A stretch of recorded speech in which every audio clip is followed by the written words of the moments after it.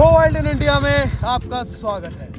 तो आज कुछ खास है, रात होने वाली है और 12 बजे के बाद महाशिवरात्रि शुरू हो जाएगी। और इस दिन हम आखिर ऐसे कैसे बैठ सकते थे, बल्कि आज तो आपको भी आसमान के नीचे होना चाहिए, सीधे खुले आसमान के नीचे, ताकि आप आज बटने वाले ज्ञान को, कॉस्मिक एनर्जीज को फील कर सकें। हम जा रहे हैं जूनेश्वर महादेव, जहां हम पहले भी गए थे, पहले भी कवर किया था, हर साल वहीं जाते हैं। हम जाने वाले हैं उन जंगलों में, उन सूखे जंगलों में जहां पे ना बाथरूम्स हैं और ना कुछ, बस वहां जाएंगे, भोलेनाथ का नाम लेंगे, कुछ वाइल्ड लाइफ को भी ढूंढेंगे। तो इसी के साथ चलते हैं वाइल्ड इन इंडिया।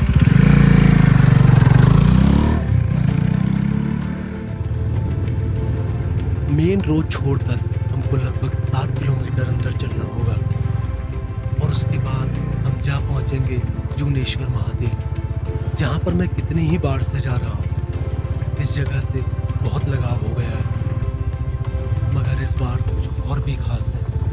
हमें पता चला कि पिछली 2 बार से जिस भालू को हम देखने जा रहे थे, वो भालू इस वक्त शिवरात्रि के पल यहीं मौजूद है।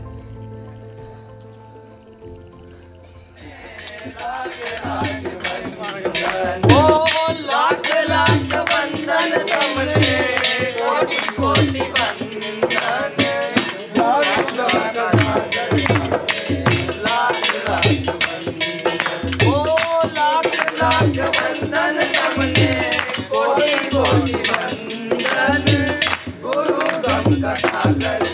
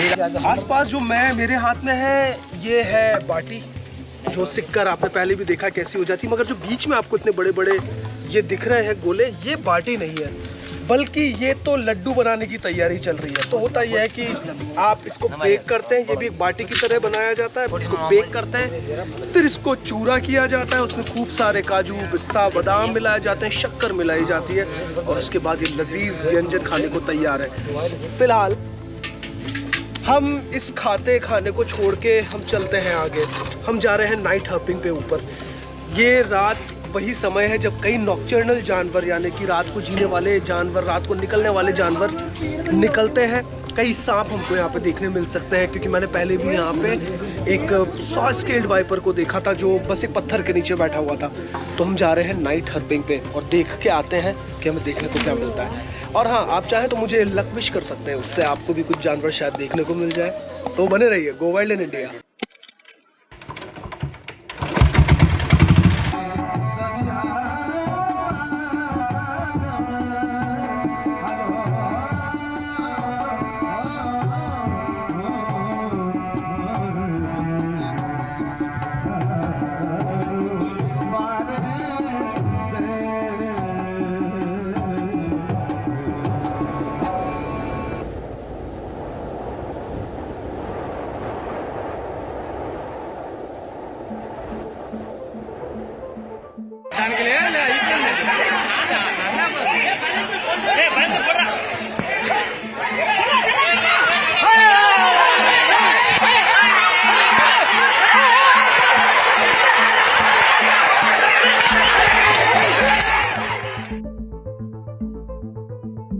पूरी दुनिया में भालुओं की 8 प्रजातियां पाई जाती हैं, मगर उन सभी प्रजातियों में से अगर कोई सबसे उग्र और सबसे आक्रामक है तो जी हाँ, वो यही है, भारतीय रीछ, या इंग्लिश में कहूं तो इंडियन स्लॉथ बेयर। सबसे उग्र, सबसे तेज, सबसे पेटू भी। बचपन से ही मोगली देखकर यह तो पता चल गया था कि बलू द बियर एक बहुत ही पेटू जीव है और जो खाने के लिए कुछ भी कर सकता है। मगर आंखें कमजोर होने की वजह से और अपनी आक्रामक प्रवृत्ति की वजह से ये भालू आज काफी बदनाम भी हैं। आंखें कमजोर होती हैं और सूंघने की क्षमता बहुत ज्यादा।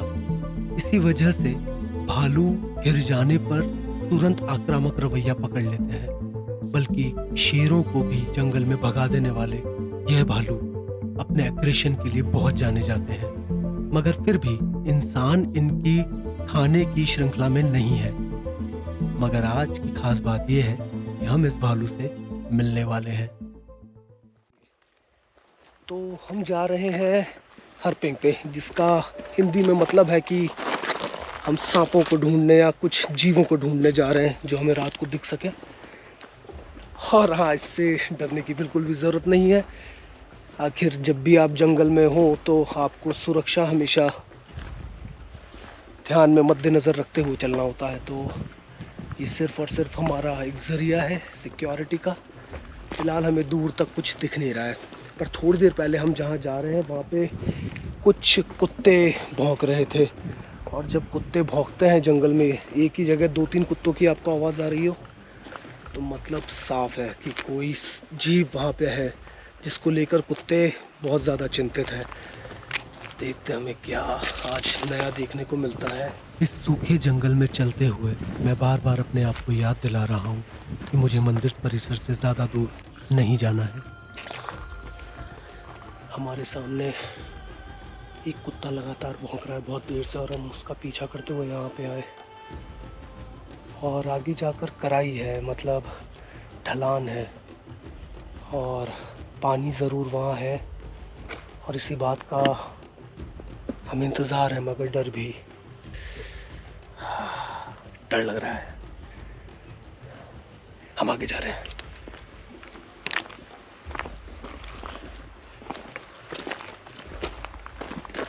मुझे पता नहीं क्यों थोड़ा सेफ फील नहीं हो रहा है। ये खुला जंगल है और हम जहाँ पर जा रहे हैं ये एक जगह है जहाँ पर पानी बहता है, तो हम पानी के करीब हैं। और रात को जहाँ पर भी पानी होता है वही जगह है जहाँ पर सारे जानवर आते हैं। तो लेट्स से ही हमको क्या देखने को मिलता है, मगर हम इस ट्रेल में बिल्कुल भी रिस्क नहीं लेंगे।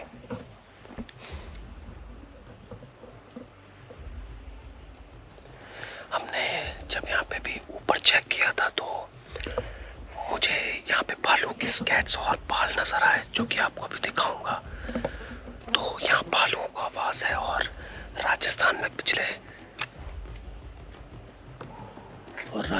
पिछले 10 साल में भालू लगभग 2-3 गुना बढ़ गए हैं। मतलब बहुत ही तेज़ उनकी वृद्धि हुई है उनकी पॉपुलेशन में, और वो इनका इलाका है, ये पूरा इलाका इनका है।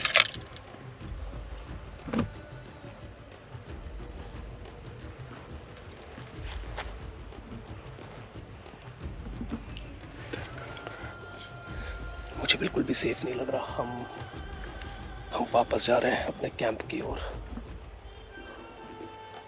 हमें यहाँ से आवाज़ आई और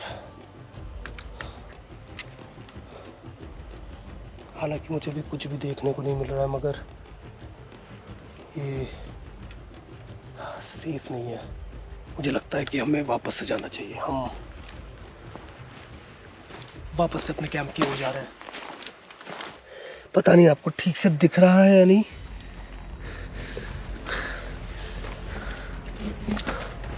हाँ, मैं दावे के साथ कह सकता हूँ क्या कमाल की चीज़ है। मेरा गला सूख गया है, मगर मैं इतना डरा हुआ था, इतना एक्साइटेड था। मगर कमाल की बात है, हमारे पास एक वक्त यहाँ पर एक फुटप्रिंट है, एक स्लॉथ बियर का, एक भालू का। मैं कैसे बता सकता हूँ, क्योंकि ये एक अगले नाखून का पंजा और फिर 1 2 3 4 4 का पैटर्न और फिर ये पीछे तक आ रहा है। अगर आप इस पर से थोड़ी लाइट दूर से देखें, ये एक बच्चे के एक सब एडल्ट भालू जैसा मुझे दिखता है। एक भालू के बच्चे का पदचिन्ह आपको ठीक एक छोटे बच्चे, इंसान के बच्चे जैसा दिखेगा। ये काफ़ी कुछ मिलते हैं और अब मेरे को पूरा पैटर्न यहाँ पे दिख रहा है इसकी, उसका अंगूठा एक और उसके आगे के नाखून के टिप्स तक हैं यहाँ पर बने हुए। क्या कमाल की बात है। एक अंगूठा, फिर उसके बाद ये उंगलियाँ 3 उंगलियाँ सॉरी, और क्या बात है। मुझे मज़ा आ गया। मेरा आज का यहाँ पे इस जंगल में आना सफल हुआ और अभी सरप्राइज बचे हुए हैं आपके लिए। आ रहा हूँ मैं, रुकना, बात मत करना। हम धीरे धीरे जाएंगे ताकि शोर ना करें। हम उस भालू माँ को घाटी के ऊपर के जंगलों में ढूंढ रहे थे, मगर मंदिर परिसर पर पहुंचने पर पता चला कि वो नीचे देखी जा सकती है। रोशनी कम होने की वजह से हम अब भी कंफ्यूज बने हुए हैं।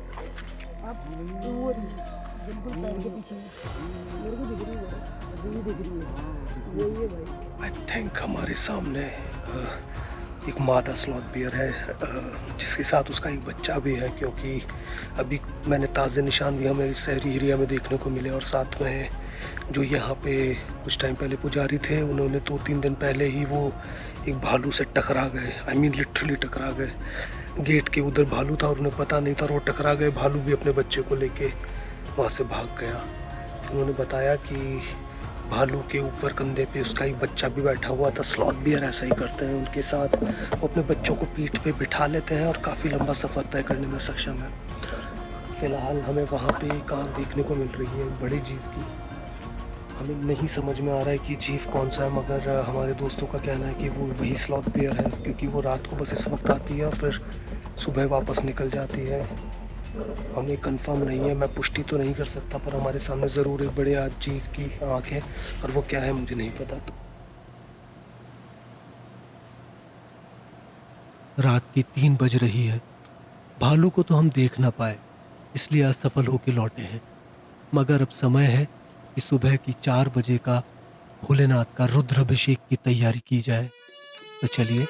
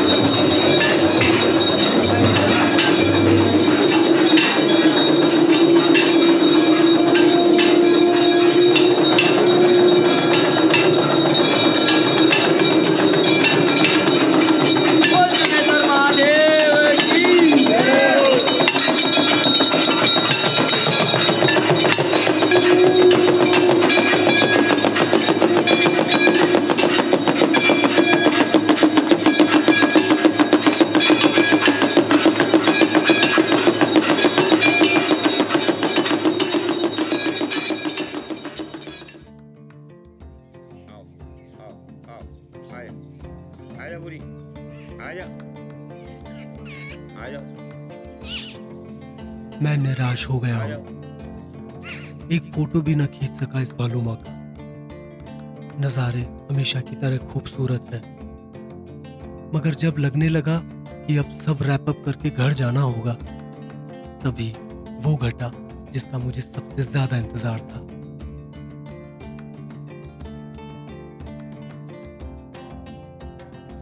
हमने आज सुबह ही यहाँ पर भालू देखा है और ये कुत्ता अंदर इसलिए नहीं जा पा रहा है डर के मारे, क्योंकि अंदर एक भालू और उसके 3 बच्चे हैं।